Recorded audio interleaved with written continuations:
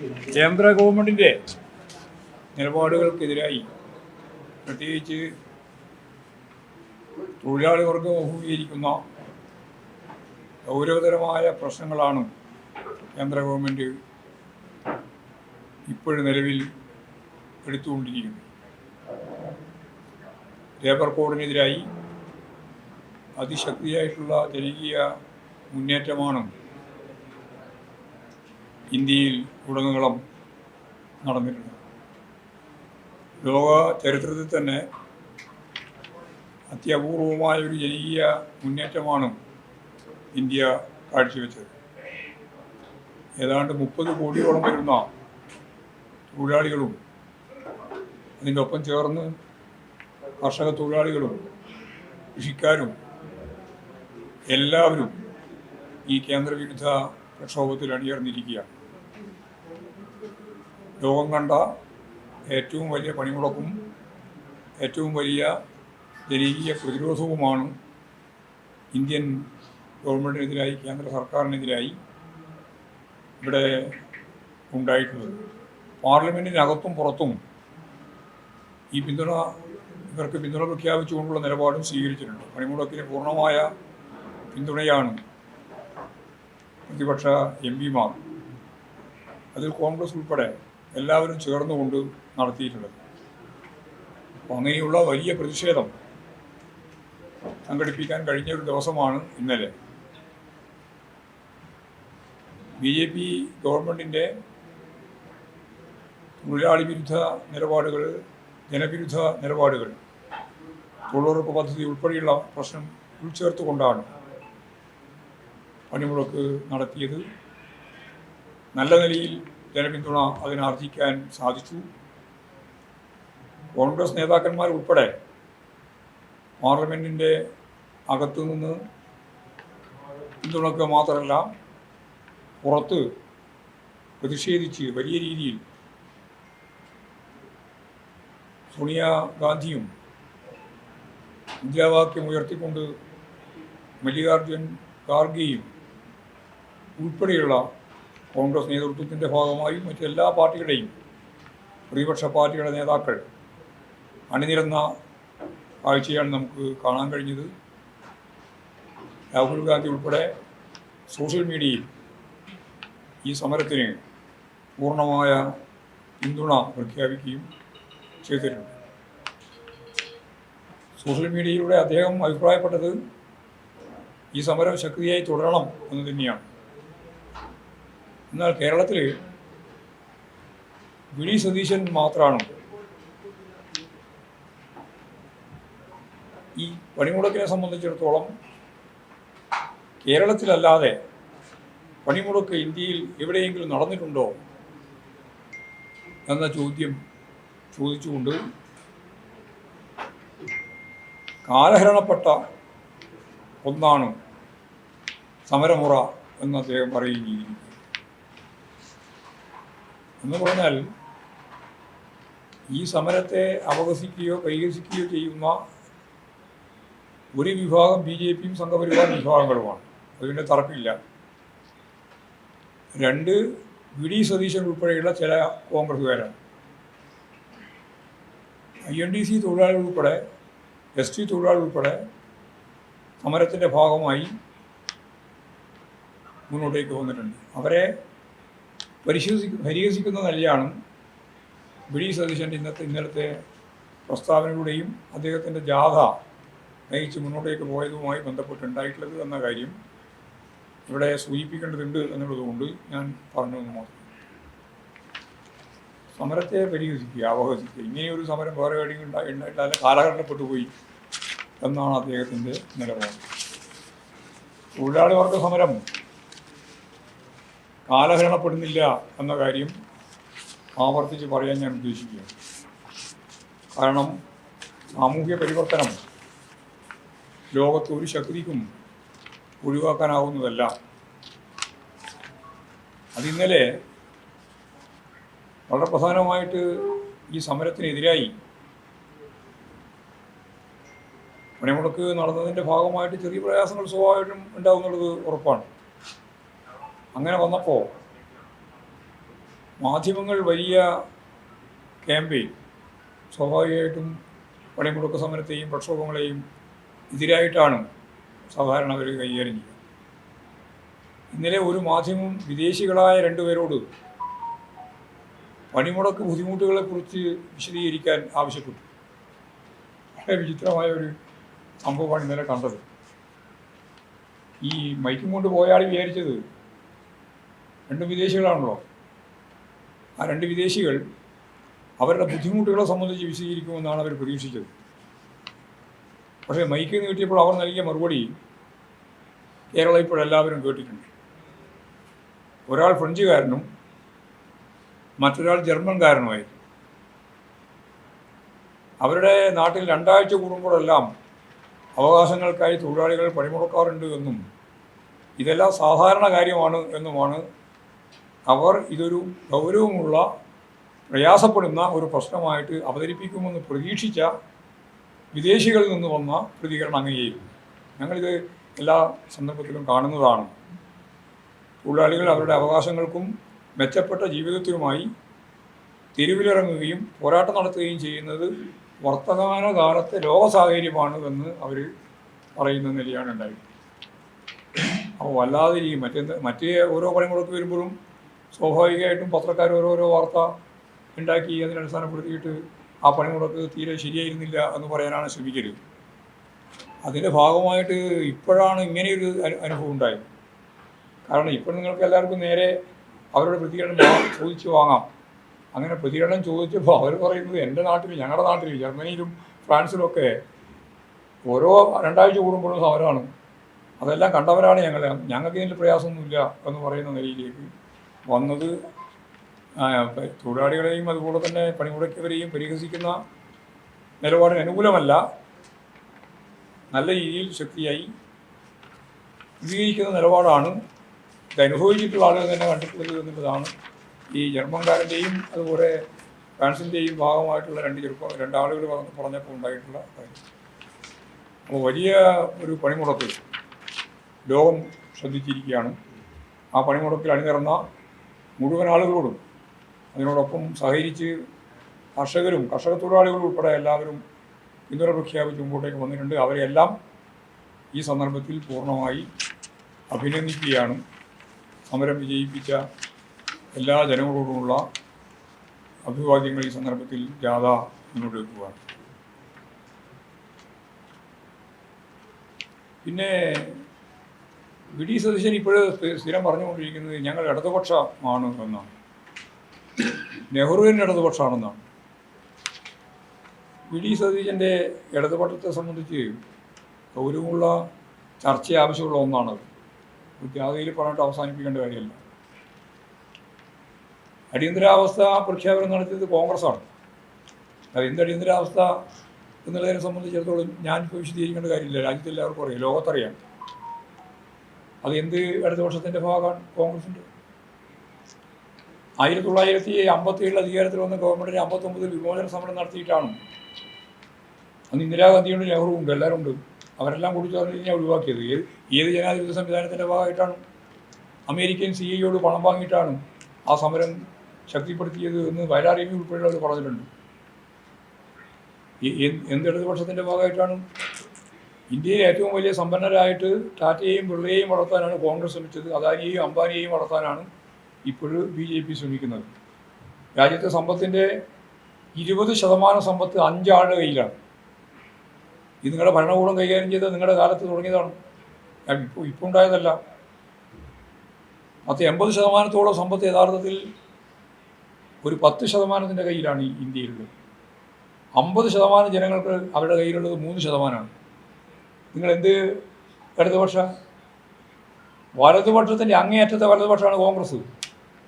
കോൺഗ്രസും അതെ, BJPയും അതെ, ഒരേ വർഗത്തിൻ്റെ നിലപാട് സ്വീകരിക്കുന്നവരാണ്. നിങ്ങൾ എടുത്തുകൊണ്ടിരിക്കുന്ന സമീപനം മുഴുവൻ അതാണ്. കർഷക തൊഴിലാളിക്ക് പെൻഷൻ കൊടുക്കാൻ തീരുമാനിച്ചപ്പോൾ അന്ന് കരുണാകരനാണ് പറഞ്ഞത് ഉൽപ്പാദനക്ഷമതയില്ല, കൊടുക്കാൻ പാടില്ല, പാവങ്ങളോട് പരിഹാസിയാണ്.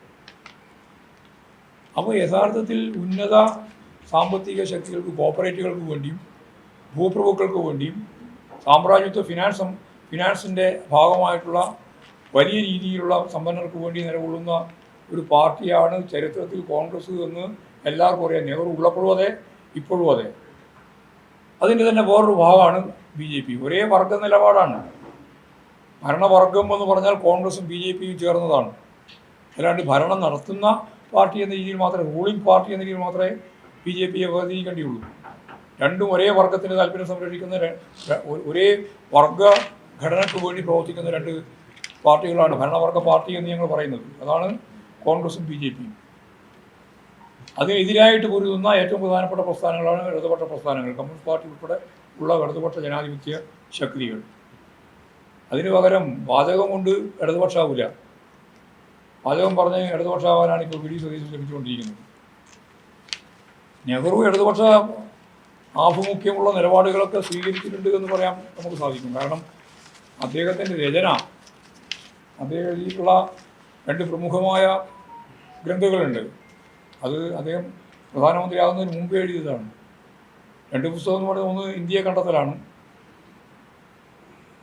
ഒരച്ഛൻ മകൾക്ക് അയച്ച കത്തൊക്കെ അതിൽ ഉൾച്ചേർന്നിരിക്കുകയാണ്. അതുപോലെ തന്നെ നമുക്ക് അറിയുന്നത് പോലെ വളരെ പ്രധാനപ്പെട്ട ചരിത്രാവലോകനം, ആ രണ്ട് പുസ്തകമുണ്ട്. ആ രണ്ട് പുസ്തകവും വൈരുദ്ധ്യാത്മക ഭൗതികവാദത്തിൻ്റെ പ്രയോഗമായ ചരിത്രപരമായ ഭൗതികവാദത്തെ അടിസ്ഥാനപ്പെടുത്തി അദ്ദേഹം രചിച്ചതാണ്. ഇപ്പോൾ എത്ര കോൺഗ്രസ്സുകാർക്ക് അറിയാൻ നമുക്കറിയില്ല.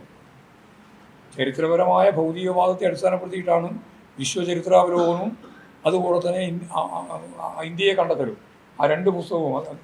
എല്ലാ രചനകളും അങ്ങനെയായിരുന്നു. അദ്ദേഹത്തിന് മാർക്സിസ്റ്റ് ധാരയെ നല്ലതുപോലെ കൈകാര്യം ചെയ്യാൻ കഴിഞ്ഞിട്ടുള്ള ഒരു ചരിത്രകാരൻ കൂടിയാണ് ജവഹർലാൽ നെഹ്റു. ആ ജവഹർലാൽ നെഹ്റുവിൻ്റെ ഇടതുപക്ഷ ആശയം എന്ന് പറഞ്ഞിട്ടാണ് ഇപ്പോൾ ഇവിടെ ഈ വി ഡി സതീശൻ നടക്കുന്നത്. സത്യം പറഞ്ഞാൽ വി ഡി സതീശനും ഇവിടെ ഇന്ന് അതിനെ പിൻപറ്റി നടക്കുന്നു എന്ന് പറയുന്നവരും നെഹ്റുവിസത്തെ പറ്റി പഠിക്കുന്നേ ഇല്ല, മനസ്സിലാക്കുന്നേ ഇല്ല. അതുമായി ബന്ധപ്പെട്ട ഒരു കാര്യവും അവർ പ്രയോഗിക്കുന്നുമില്ല. പൂർണ്ണമായിട്ടും കുത്ത മുതലാളിമാർക്കും ഭൂപ്രഭുത്വമാർക്കും സാമ്പ്രദായിക സാമ്പത്തിക ഫിനാൻസ് മൂലധനത്തിന് വേണ്ടിയിട്ട് ഉള്ള വർക്ക് നടത്തുന്നവരാണ് അവർ. അത് മൂടിവെക്കാൻ വേണ്ടി ഇവിടെ എന്നിട്ട് ഇന്നലെ ഇവിടുത്തെ വലതുപക്ഷമാണ് CPM എന്ന് പറയാൻ വേണ്ടി അവർ പറഞ്ഞത് ഗവൺമെൻറ് DA അവകാശമല്ല എന്ന് പറഞ്ഞിട്ട്. ഞങ്ങൾ അന്നും ഇന്നും ഒരേ നിലപാടാണ് സ്വീകരിച്ചിട്ടുള്ളത്. ഏതെങ്കിലും ഒരു അഫിഡവിറ്റിൻ്റെ ഭാഗമായിട്ട് കൊടുത്ത ഒരു കാര്യം വെച്ചിട്ടല്ല. വർഗപരമായ നിലപാട് DA തൊഴിലാളി വർഗത്തിൻ്റെ അവകാശം തന്നെയാണ്. അത് അന്ന് തന്നെ ഞാൻ തന്നെ പറഞ്ഞതാണ് ആ എഫിഡവിറ്റിൻ്റെ പ്രശ്നം വന്നപ്പോഴും. അതും ധനകാര്യ വകുപ്പ് മന്ത്രി തന്നെ പത്രസമ്മേളനം വിളിച്ചിട്ട് ഞങ്ങളുടെ നിലപാട് എന്താണെന്ന് വ്യക്തമാക്കുകയും ചെയ്തു. അതിനുശേഷവും വി ഡി സതീശൻ കളവല്ല ദിവസം പറയണമല്ലോ, ഓരോ ദിവസവും നുണ പറഞ്ഞുകൊണ്ടിരിക്കുകയാണ്. ആ രീതിയിലാണ് തൊഴിലാളി വർഗത്തിൻ്റെ ഏറ്റവും പ്രധാനപ്പെട്ട പാർട്ടി എന്ന് പറയുന്ന CPIM ഈ DA കൊടുക്കേണ്ടതില്ല എന്ന് പറഞ്ഞപ്പോൾ വലതുപക്ഷ നിലപാട് സ്വീകരിച്ചു. ഞങ്ങൾ ഒരേ നിലപാടാണ്, DA കൊടുക്കേണ്ടതാണ്. ഇപ്പോൾ കേരള ഗവൺമെൻറ്റിന് വ്യക്തമായി ഇപ്പം തന്നെ കൊടുത്തല്ലോ, 3% ഇപ്പം കൊടുത്തു, ഇനി 10% കൊണ്ടും കൊടുക്കാൻ പോവാണ്. അവരെല്ലാ DAയും കൊടുത്ത് തീർക്കുമെന്ന് തന്നെയാണ് ഗവൺമെൻറ്റിൻ്റെ നിലപാട്. അപ്പോൾ DA വേണ്ടാന്നുള്ള തീരുമാനമല്ല, DA കൊടുക്കണം തന്നെയാണ് തീരുമാനിച്ചിട്ടുള്ളത്. അപ്പോൾ അതാണ് വലതുപക്ഷത്തിൻ്റെ വ്യക്തമായിട്ട് അവതരിപ്പിക്കാൻ വേണ്ടി വി ഡി സതീശൻ കൈകാര്യം ചെയ്ത നിലപാട്. തെറ്റായ സമീപനം, കളവ് പറഞ്ഞ് രക്ഷപ്പെടാൻ വേണ്ടിയിട്ടാണ് ശ്രമിച്ചുകൊണ്ടിരിക്കുന്നത് എന്നുള്ളതാണ് അതിൻ്റെ ഭാഗമായിട്ട്.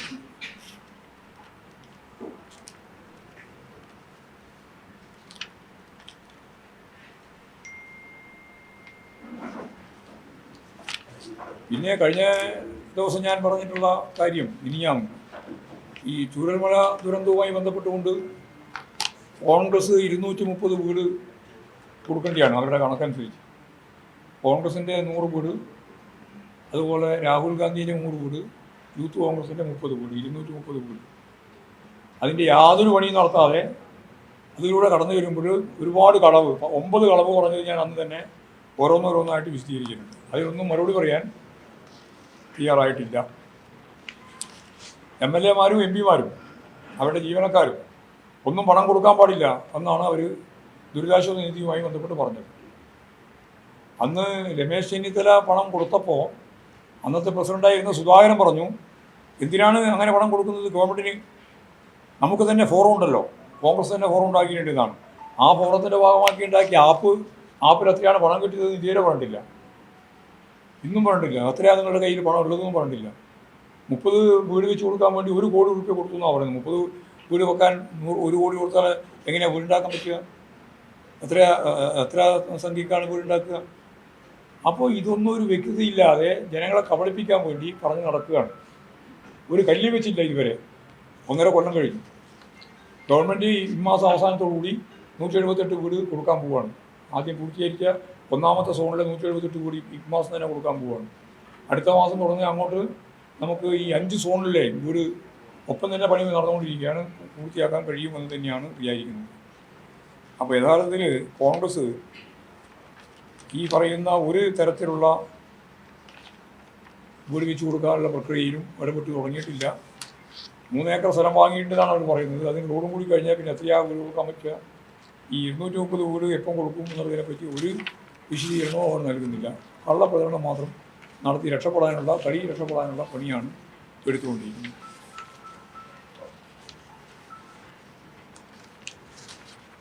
പിന്നെ വളരെ പ്രധാനപ്പെട്ട ഓരോ പ്രശ്നം ഉയർന്നു ഉള്ളത് സഖാവ് K Shailaja teacher Jose K Mani നയിക്കുന്ന LDF ജാതിയുടെ ഭാഗമായിട്ട് ആ ജാതിയിൽ പങ്കെടുക്കുന്ന CPIM സെൻട്രൽ കമ്മിറ്റി അംഗമാണ്.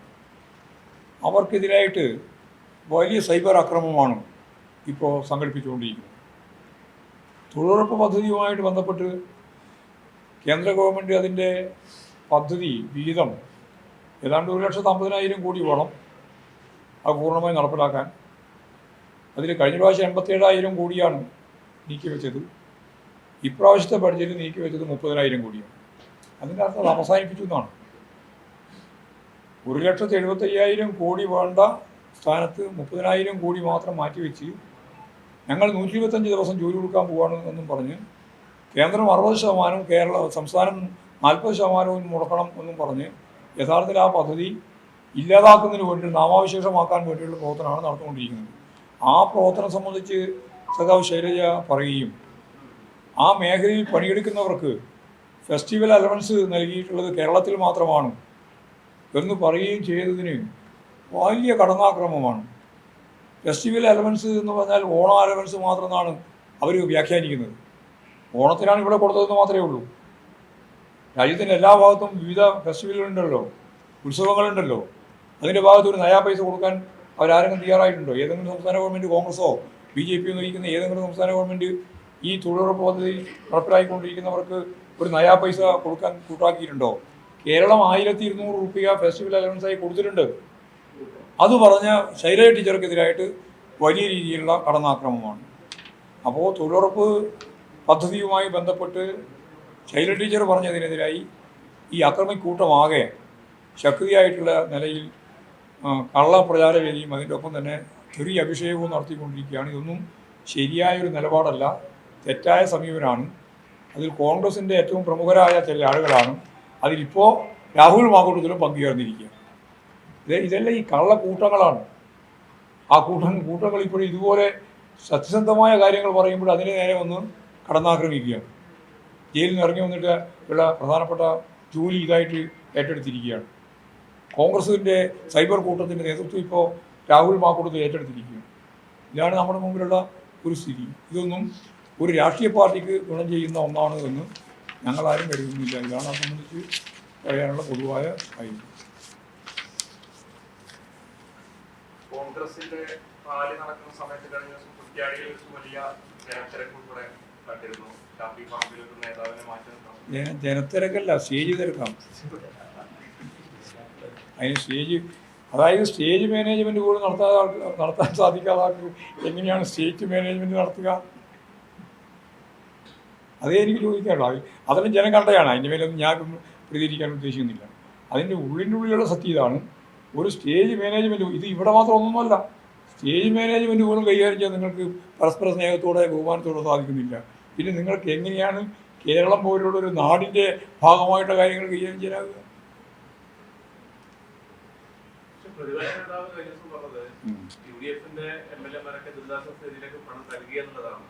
ഇല്ല, പണം നൽകിയിട്ടില്ല. അവർ നൽകിയിട്ടുള്ളതെന്ന് വെച്ചാൽ രമേശ് ചെന്നിത്തല നൽകിയിട്ടുണ്ട്. അതുപോലെ തന്നെ പ്രതിപക്ഷ നേതാവ് കൊടുത്തിട്ടുണ്ട്. അതുപോലെ 2 ആൾ കൊടുത്തിട്ടുണ്ട്. വാഗ്ദാനം കൊടുത്തിട്ടില്ല. കൊടുക്കേണ്ടത് സ്വകാര്യം പറയുകയും ചെയ്തു. കൊടുക്കേണ്ട കാര്യമില്ല. നമുക്ക് തന്നെ നമ്മുടെ ആപ്പുണ്ട്, നമ്മുടെ ഫോറുണ്ട്, അതിൽ കൊടുത്താൽ മതി എന്ന് പറയുക ചെയ്തു. പിന്നെ ജീവനക്കാർക്ക് അവർ സർക്കുലർ തന്നെ കത്തിക്കുക ചെയ്തു. എന്നിട്ട് കോടിക്കണക്കിന് പേര് പിരിച്ചിട്ടുണ്ടെന്നാണ് പറഞ്ഞത്. എത്രയാണ് പിരിച്ചത് ഇപ്പോൾ ഇതുവരെ പറഞ്ഞില്ല. നമ്മൾ ജാഥയിൽ ഉടനീളം ചോദിച്ചിട്ടുണ്ട് എത്രയാണ് പിരിച്ചതെന്ന്. ഞങ്ങളവിടെ പോയി കണ്ടതാണ് ആ ടൗൺഷിപ്പ്.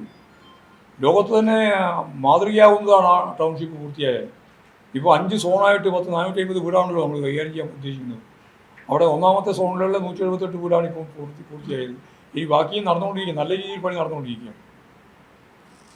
പക്ഷേ വന്ദേ മാതരം പൂർണ്ണരൂപത്തിൽ പാടണമെന്ന കേന്ദ്രത്തിലെ മാർഗനിർദ്ദേശത്തിനെതിരെ മുസ്ലിം സംഘടനകൾ എത്തിയിട്ടുണ്ട്. അവർക്കത് പാടാൻ കഴിയില്ല, കാരണം ഭാരത മാതാവിനെ എന്ന തരത്തിൽ വന്ദിക്കുന്ന വരികളാണ്. എങ്ങനെ കാണുന്നു? അല്ല, വർഗീയ ധ്രുവീകരണത്തിൻ്റെ ഭാഗം തന്നെയാണത്. വർഗീയ ധ്രുവീകരണം ഉറപ്പുവരുത്തുന്നതിന് വേണ്ടിയിട്ടുള്ള ബോധപൂർവമായ കാൽവെപ്പാണ്. അതിങ്ങനെ മെല്ലെ മെല്ലെ ഈ നമ്മുടെ പൗരത്വ ഭേദഗതി നിയമം കൊണ്ടുവന്നില്ലേ, അതുപോലുള്ള ഒരു സ്റ്റെപ്പിലേക്ക് കാര്യങ്ങൾ നീങ്ങാനാണ് BJPയും സംഘപരിവാർ വിഭാഗവും ശ്രമിച്ചുകൊണ്ടിരിക്കുന്നത്. നമ്മളെല്ലാവരും ഈ ഇന്ത്യയിലെ മുഴുവൻ ആളുകളും ജനഗണമന പാടിക്കൊണ്ടിരുന്ന സ്ഥാനത്ത് അതിനെ 2ാം സ്ഥാനത്ത് നിർത്തിയിട്ട് വന്ദേ ഭാരതം പാടണം എന്നുള്ള രീതിയിൽ പറയുന്നതിൻ്റെ പിന്നിലുള്ള വികാരം വർഗീയതയാണ്. വർഗീയമായ ചേരി തീക്കാനുള്ള ബോധപൂർവമായ ഇടപെടലാണ്. അത് ഞങ്ങൾക്ക് അന്നും തർക്കമില്ല, ഇന്നും തർക്കമില്ല. അതുകൊണ്ട് വന്ദേ ഭാരതത്തിനെ നിരോധിക്കണമെന്നല്ല, വന്ദേ ഭാരതം ആണ് പണ്ടേ ഉള്ളതാണ്, അത് അങ്ങനെ പോയാൽ മതി. അതിന് പകരം പുതിയ ഒരു സംവിധാനം ഉണ്ടാക്കിയിട്ട് ജനഗണമന പിന്തള്ളി ഇതിനാണ് പ്രാധാന്യം കൊടുക്കേണ്ടത് എന്ന് പറയുന്നത് വെറുതെ സംഘർഷം ഉണ്ടാക്കാനുള്ള ഒരവസ്ഥയാണ് സൃഷ്ടിക്കുക. അത് പാടില്ലാത്ത കാര്യമായിരുന്നു എന്നുള്ളതാണ് നമ്മൾ കാണുന്നത്.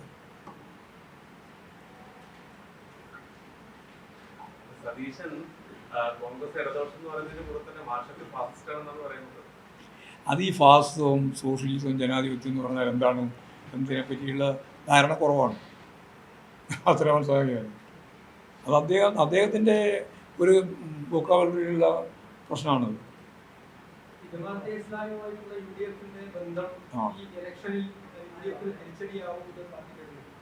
തിരിച്ചടിയാവേണ്ടതാണ്, ഞങ്ങൾ അങ്ങനെയാണ് കാണുന്നത്. കാരണം ഇവിടെ ഇപ്പോൾ ജമാഅത്തെ ഇസ്ലാമി എന്ന് പറയുന്നത് വർഗീയ ധ്രുവീകരണത്തിന് വേണ്ടി പ്രവർത്തിക്കുന്ന വിഭാഗമാണ് എന്ന് സർവരും അംഗീകരിച്ചിട്ടുണ്ട്. കോൺഗ്രസിലെ VD സതീശനും കുറച്ചാളും ഒഴിച്ച് ബാക്കി എല്ലാവരും അംഗീകരിച്ചിട്ടുണ്ട്. മുസ്ലിം സമുദായത്തിൻ്റെ ഏറ്റവും പ്രധാനപ്പെട്ട വിഭാഗമാണ് സമസ്ത. അവർ കൃത്യമായിട്ട് ഇന്നലെ ഒന്നുകൂടി ആവർത്തിച്ച് പറഞ്ഞു, പ്രമേയം പാസാക്കി ഇന്നലെ അവർ ആവർത്തിച്ച് പറയുക ഇതിന് പ്രസിഡന്റ് തന്നെ. മാത്രമല്ല AP സുന്നി ഉൾപ്പെടെയുള്ള സുന്നി വിഭാഗവും അതിശക്തിയായിട്ട് ജമാഅത്ത് ഇസ്ലാമിനെതിരായിട്ടുള്ള കാര്യങ്ങളാണ്. അപ്പോൾ ഇന്ന് ന്യായീകരിക്കുന്ന ഒരു പാർട്ടി നേതാവ് VD സതീശനാണ്. ലീഗുകാരോട് ഞങ്ങൾ ചോദിച്ചു, നിങ്ങളെന്ത് നിലപാടാണ് സ്വീകരിക്കുന്നത്? ഒന്നും മിണ്ടുന്നില്ല. കുഞ്ഞാലിക്കുട്ടിക്ക് പറയാൻ ധൈര്യമില്ല. 4 വോട്ട് കിട്ടാൻ വേണ്ടി ഒന്നും പറയാൻ യാതൊരു മാനസിക പ്രയാസവും ഇല്ലാത്തവരാണ് ഇവരെല്ലാം. അതവരെ തിരിഞ്ഞു കുത്തും ഇന്നല്ലെങ്കിൽ നാളെ, ഒരു സംശയവും ഞങ്ങൾക്കില്ല. വർഗീയതയെ പീഡിപ്പിച്ചുകൊണ്ട് മുമ്പോട്ടേക്ക് പോകാൻ സാധിക്കില്ല. VD സതീശൻ ഒരു ഭാഗത്ത് BJPയെ പീഡിപ്പിക്കുക. അതുകൊണ്ടാണ് രാജീവ് ചന്ദ്രശേഖരൻ പ്രസിഡന്റായി വന്നപ്പോൾ രാജീവ് ചന്ദ്രശേഖരൻ വർഗീയവാദിയല്ല എന്ന് പറഞ്ഞു. അതൊരു ഭാഗത്ത്. അമിത്ഷാ പറഞ്ഞു, ഞങ്ങൾ ലോകത്ത് നിൽക്കുന്ന ഒരേ ഒരു മാർക്സിസ്റ്റ് ഭരണ സംവിധാനം കേരളത്തിലാണ്, അത് ഞങ്ങൾ ഇപ്രാവശ്യം അവസാനിപ്പിക്കുന്നു പറഞ്ഞു. അത് കോൺഗ്രസും കൂടി ചേർന്നുകൊണ്ടുള്ള ഡീലിൻ്റെ ഭാഗമാണെന്ന് ആർക്കാണ് മനസ്സിലാവാത്തത്? ഞങ്ങൾ നിലവിലുള്ള ഭരണം അവസാനിപ്പിക്കാൻ വേണ്ടി ഞങ്ങളിതാ തയ്യാറായിരിക്കുന്നു, ഇനി ലോകത്ത് അത് അങ്ങനെ ഒരു ഗവൺമെൻറ് ഉണ്ടാവില്ല എന്ന് പറയുന്നത് അമിത്ഷയാണ്. പരസ്യമായിട്ടുള്ള സ്റ്റേറ്റ്മെൻറ്റാണ്. അത് കോൺഗ്രസും BJP ഉൾപ്പെടെയുള്ള രാഷ്ട്രീയ ബാന്ധവത്തിൻ്റെ ഏറ്റവും അടിസ്ഥാനപരമായ ഒരു വിശകലനമാണ്. കാന്തപുരം വിഭാഗം നാളെ ഇവിടെ കോട്ടയ്ക്കിൽ വെച്ചിട്ട് സമ്മേളനം നടത്തുന്നുണ്ട്. AP പങ്കെടുക്കുന്നുണ്ട്. നേരത്തെ ഇടതുപക്ഷത്തോട് ഏറ്റവും അടുത്ത് നിൽക്കുന്നവരായിരുന്നു. പക്ഷെ അവരുടെ സമീപകാലത്ത് അവരുടെ നിലപാടിൽ ഒരു മാറ്റം വന്നിട്ടുണ്ട്. അപ്പം ഒരു മാറ്റവും വന്നില്ല, പണ്ടത്തെ പോലെ തന്നെ ഇപ്പോൾ. ഈ സുന്നി ഐക്യത്തെ എങ്ങനെയാണ് കാണുന്നത്? ഇരു വിഭാഗങ്ങളും ഐക്യാഹ്വാനം നടത്തുന്നു. ഞങ്ങൾ എല്ലാവരുടെയും ഐക്യത്തിന് വേണ്ടി നിലകൊള്ളുന്നവരാണ്. അത് ഓരോ കാറ്റഗറിയല്ല, ലോകം മുഴുവൻ ഐക്യബോധത്തോടെ മുന്നോട്ടേക്ക് പോകണമെന്ന് ആഗ്രഹിക്കുന്നവരാണ് ഞങ്ങളെല്ലാം. അതുകൊണ്ട് ഇന്ന് ഐക്യം വേണം, ഇന്ന് ഐക്യം വേണമെന്ന് ചോദിക്കേണ്ട, എല്ലാ ഐക്യം വേണമെന്നാണ്. മനുഷ്യർ മുഴുവൻ ഐക്യപ്പെട്ട് പോകണമെന്ന് എന്തിനാണ് വെറുതെ സംഘർഷാത്മകമായ രീതിയിൽ വിഭജനം നടത്തുന്നത്? അത് RSSൻ്റെയും BJPയുടെയും ഒരു പരിപാടിയാണ്. എല്ലാവരും അവർക്ക് എല്ലാ വർഗീയവാദികൾക്കും എന്ത് വേണം? ഒരു അവര നാമം വേണം, എന്നിട്ട് അതിനെ എതിർക്കണം. അതാണ് അവരുടെ പൊതുവായ സ്വഭാവം. ഞങ്ങളെ സംബന്ധിച്ചിടത്തോളം എല്ലാ മനുഷ്യരും ചേർന്ന് മുമ്പോട്ടേക്ക് പോവുകയാണ് വേണ്ടത്. ഇവിടെ മഹാഭൂരിപക്ഷം വരുന്ന, ഞാൻ നേരത്തെ പറഞ്ഞല്ലോ, 50% വരുന്ന മനുഷ്യർക്ക് 3% സ്വത്തേ ഉള്ളൂ ഇന്ത്യയിൽ. 50% വരുന്ന ജനങ്ങൾക്ക് 3% സ്വത്ത്, 5 ആൾക്ക് 20% സ്വത്ത്, 10 ആൾക്ക് 80% സ്വത്ത്. ഇതാണ് നമ്മുടെ മുമ്പിൽ. 10%-ന് 80% സ്വത്ത്. ഇതാണ് ഇന്ത്യയുടെ സ്ഥിതി. ഐക്യത്തോടുകൂടി എല്ലാവരും ഐക്യത്തോടുകൂടി പോകണമെന്ന് പറയുമ്പോഴും ഈ സമസ്തയ്ക്കുള്ളിൽ ഭിന്നത ഉണ്ടായിരുന്നു ഈ ഭാഗം സുന്നികൾക്കുള്ളിൽ. അതാ ഞാൻ പറഞ്ഞത്, എല്ലാവരും യോജിക്കണം. എന്തിനാ യോജിക്കാതിരിക്കുന്ന അഭിപ്രായമുള്ളത്? ഞങ്ങളുടെ നിലപാട് എല്ലാവരും യോജിച്ച് മുമ്പോട്ടേക്ക് പോകണമെന്നാണ്. ഒരു തരത്തിലുള്ള ഭിന്നിപ്പും കൂടി സമുദായമായാലും രാഷ്ട്രീയമായാലും പ്രസ്ഥാനമായാലും ഏത് പ്രശ്നം. ഇപ്പം ഇന്നലെ പണിമുടക്ക് നടത്തിയപ്പോൾ വി.ഡി. സതീശൻ തെറ്റായ നിലപാടല്ലേ സ്വീകരിച്ചത്? തൊഴിലാളി വർഗത്തിൻ്റെ യോജിപ്പിനെ അംഗീകരിക്കില്ലേ വേണ്ടേ? അതുകൊണ്ടാണല്ലോ തൊഴിലാളികൾ എന്ന രീതിയിൽ INTC ആയാലും STU ആയാലും CITU ആയാലും ATC ആയാലും എല്ലാവരും ചേർന്ന് മുമ്പോട്ടേക്ക് പോകണമെന്ന് പറയുന്നത് കൊണ്ടാണ്. അവരുടെ താല്പര്യം സംരക്ഷിക്കാൻ വേണ്ടി അവരെല്ലാം ചേർന്ന് മുമ്പോട്ടേക്ക് പോകണം. അതിനെ ഭിന്നിപ്പിക്കാൻ വേണ്ടിയാണ് രാഷ്ട്രീയ കാര്യങ്ങൾ പറഞ്ഞ് ഇവിടെ നിങ്ങൾ യോജിക്കാൻ പാടില്ല എന്ന് INTC-കാരോടും പറഞ്ഞു, ST-കാരോടും പറഞ്ഞു, ലീഗും പറഞ്ഞു, കോൺഗ്രസും പറഞ്ഞു. അതല്ലേ ഇവിടെ ഉണ്ടായ സ്ഥിതി. ഇവിടെ തൊഴിലാളികൾ യോജിച്ചുകൊണ്ട് എന്താണ് രാഷ്ട്രീയമായ പ്രശ്നം വരുന്നത്? ഇത് തൊഴിലാളി വർഗത്തിൻ്റെ ഒരു താല്പര്യം സംരക്ഷിക്കാൻ വേണ്ടി ഈ ലേബർ കോഡുമായി ബന്ധപ്പെട്ട പ്രശ്നത്തിലല്ലേ അവർ സമരം. അതുപോലെ തന്നെ തൊഴിലുറപ്പ് പദ്ധതിയുമായി ബന്ധപ്പെട്ട കാര്യമില്ലേ അവർ മുന്നോട്ടേക്ക് വെച്ചത്. സ്വകാര്യവൽക്കരിക്കുന്ന ഇലക്ട്രിസിറ്റി ഉൾപ്പെടെ സ്വകാര്യവൽക്കരിക്കുന്ന ഇതിലായിട്ടല്ലേ അവർ മുന്നോട്ടേക്ക് വന്നത്. ബാങ്കുകൾ ചേർത്തുകൊണ്ട് വലിയ കുത്തകയാക്കി മാറ്റുന്നതിനെതിരായിട്ടല്ലേ അവർ മുന്നോട്ടേക്ക് വന്നിട്ടുള്ളത്. എല്ലാം സ്വകാര്യവൽക്കരണ പ്രശ്നമാണല്ലോ അവതരിപ്പിക്കുന്നത്. അപ്പോൾ അതിൽ യോജിച്ച് മുന്നോട്ടേക്ക് പോകാൻ പറ്റുന്നവർക്ക് യോജിച്ച് പോകണ്ടേ? പോകണമെന്നാണ് ഞങ്ങളുടെ അഭിപ്രായം. നമ്മൾ ഇന്ത്യയെ സംബന്ധിച്ച് 2-3 പ്രബല വിഭാഗം മാത്രമാണ് ജനങ്ങളുമായിട്ട് വൈരുദ്ധ്യത്തിലുള്ളത്. അതൊന്ന് ഇന്ത്യയിലെ കോർപ്പറേറ്റുകളാണ്. അവരുമായിട്ട് നമുക്ക് യോജിച്ച് പോകാൻ പറ്റില്ല. അത് അവർ ശത്രുതാപരമായ നില തന്നെയാണ് കോർപ്പറേറ്റുകൾ.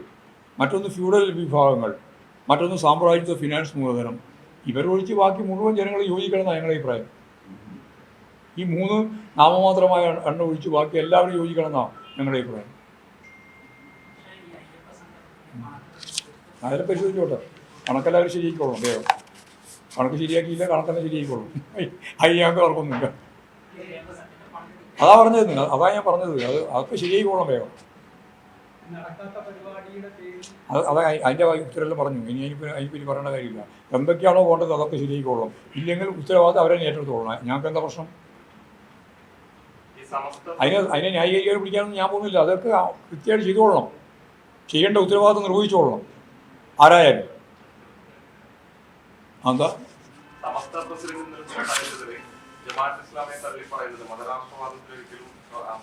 അവർ പ്രമേയത്തിനെ പാസ്സാക്കിയല്ലോ. പിന്നെ ഇന്നലെ പറഞ്ഞത് മാത്രം ഞാൻ ഒന്നുകൂടി ആവർത്തിച്ചെന്ന് മാത്രമേ ഉള്ളൂ.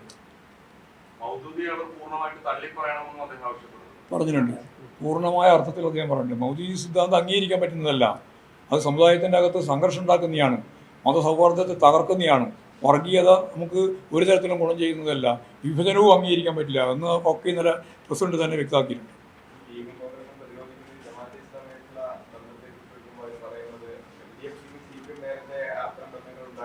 ഒരു സെക്കൻഡ് പോലും ബന്ധമുണ്ടായിട്ടില്ല. ഞാൻ പറഞ്ഞല്ലോ അത്. പിന്നെ വീണ്ടും ആവർത്തിക്കേണ്ട എന്താ കാര്യം? ഞങ്ങൾ ജമാഅത്തെ ഇസ്ലാമിയുമായി ഒരു സെക്കൻഡ് ബന്ധം പോലും രാഷ്ട്രീയമായി ഉണ്ടാക്കിയിട്ടില്ല. കേരളത്തിലും ഇല്ല, ഇന്ത്യയിലും ഇല്ല, ലോകത്തൊരു പ്രസ്ഥാനം ഉണ്ടാക്കിയില്ല. കളവ് പറയുന്നതിനെ പറ്റി ഇങ്ങനെ ആവർത്തിച്ച് പറഞ്ഞുകൊണ്ടിരിക്കണ്ട. ഞങ്ങളിത് വ്യക്തമാക്കിയിട്ട് പിന്നെ അത് പറഞ്ഞുകൊണ്ടിരിക്കുക. നിങ്ങൾ ഏത് പത്ര? അല്ല ചോദിച്ചു നേരത്തെ ആരാ ഇല്ലേ? നിങ്ങളേതാ? ന്യൂസ് മലയാളം. ജമാഅത്ത് ഇസ്ലാമിക്കും SDPIക്കും ഒരേ ആശയമാണെന്നുള്ള വിലയിരുത്തലുണ്ടോ CPM? എങ്ങനെ? ജമാഅത്ത് ഇസ്ലാമിയും SDPIയും ഒരേ ആശയധാരയിലാണ് പ്രവർത്തിക്കുന്നതെന്നുള്ള വിലയിരുത്തലുണ്ടോ പാർട്ടിക്ക്? അങ്ങനെ പിന്നെ ഒറ്റന്നല്ലേ കൊണ്ടു, പിന്നെ രണ്ടെണ്ണത്തിനാ? അങ്ങനെയാണെങ്കിൽ പിന്നെ ഒറ്റൊന്നല്ലേ കൊണ്ടു, രണ്ടെണ്ണം വേണ്ടല്ലോ. അതാ ഞാൻ പറഞ്ഞത്. അങ്ങനെയാണെങ്കിൽ അവർ രണ്ടാളും പൂർണ്ണമായി യോജിപ്പോടുകൂടിയാണെങ്കിൽ പിന്നെ ഒറ്റ പ്രസ്ഥാനം മതിയല്ലോ. പിന്നെ ഇതിൻ്റെ രണ്ടെണ്ണം. അതാണ് അതിന് ഉത്തരം. അത് നിങ്ങൾ വ്യാഖ്യാനിച്ചാൽ മതി. അതായത് നിങ്ങൾക്ക് വിട്ടിരിക്കുകയാണ്. ഞങ്ങൾ ചർച്ച ചെയ്ത് തുടങ്ങിയില്ല. ഇല്ല, പിന്നെ വേറെ ചോദിക്കേണ്ട കാര്യം എന്താണ്? ഞങ്ങൾ ഉഭയകക്ഷി ചർച്ച ചെയ്ത് തുടങ്ങിയില്ല. രമേശ് ഞങ്ങൾ ചർച്ച തീരുമാനിക്കുന്നു.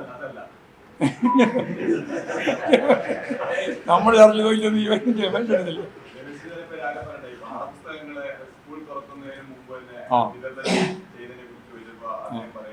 ചെയ്ത പോഷാന്നോ?